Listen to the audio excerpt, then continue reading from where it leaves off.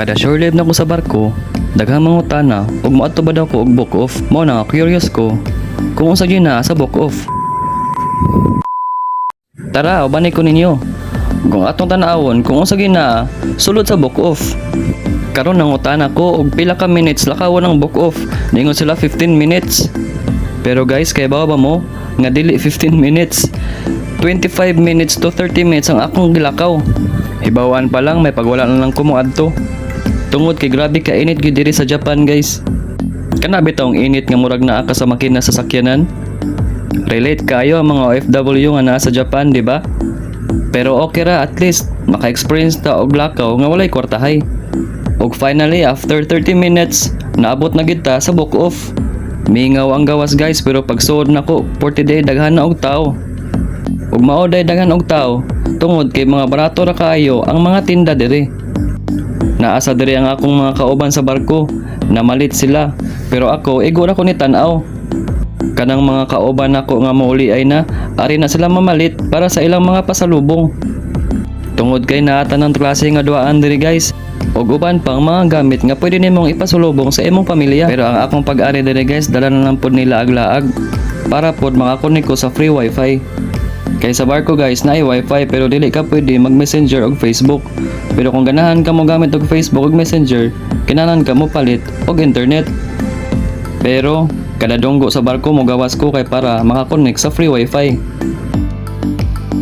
Kompleto gid ang book off, guys, naa sa live camera, nasa live cellphone ug tanan-tanan ng gamit kung ganahan ka mag-vlog. Pero ako, para nako, enough na ni akong cellphone para sa akong mga videos. Kanang mga iPhone lovers diha, mao na ni inyong ipangita. Nasa mga G-Shock nga relo diri, guys, nga pwede nimong iregalo o ipasalubong sa imong mga pamilya.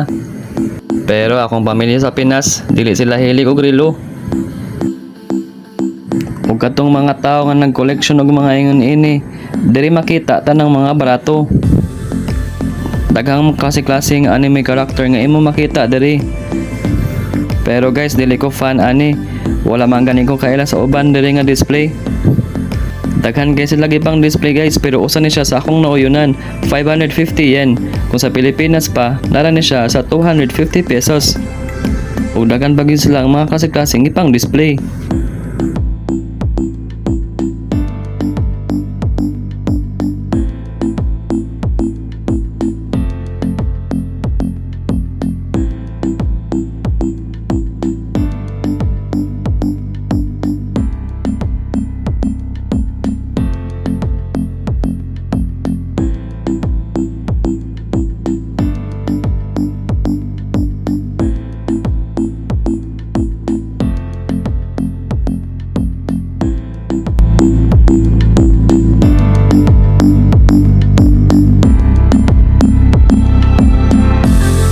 Ug nakarealize ko, guys, sa akong 1 month sa barko, sakit kayo akong tail tungod sa sapatos.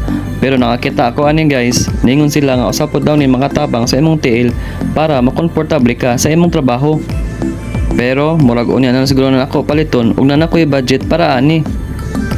Pero murag sakit magigay akong tail, guys, maong na nga ako na lang gyud ni paliton. Grabe ka init sa gawas, guys. Mao na pagagawas nako, mopalit ta og juice ngadto sa Family Mart. Ang sikat diri sa ilahano, Family Mart, pero sa Pilipinas 7-Eleven gid dayon na ang atong atuon.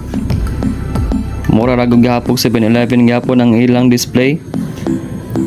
Pero daghan kay sila display nga noodles.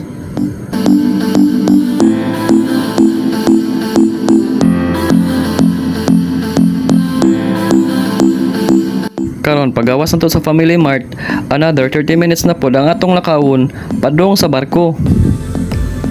Dali taglakaw, guys, kay 40 yung inita. Sa atong pagdali-dali, finally naabot na kita sa barko. Nasa lagi andam nga welcome drinks, pero ako ato lang ko mainom sulod sa cabin. Ug diri lang sa tataman, guys. Salamat kayo sa inyong pagtan-aw. Amping tang tanan. Bye bye.